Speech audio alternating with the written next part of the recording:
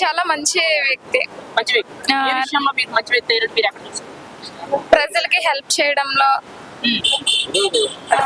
So మరి హరిహర వీరమల్లు ఎన్నిసార్లు postpone అయింది కదా, మరి థియేటర్ కి జనాలు వస్తారంటారు? వస్తారు, వెయిట్ చేస్తున్నారు మూవీ కోసం. అంటే ఒక రీజన్ ఉండాలి కదా థియేటర్ కి రావాలంటే, ఎన్నిసార్లు పోస్ట్పోన్ అయితే ఇంట్రెస్ట్ అంటే ఆయనకున్న క్రేజ్ అలాంటిది. వస్తారు.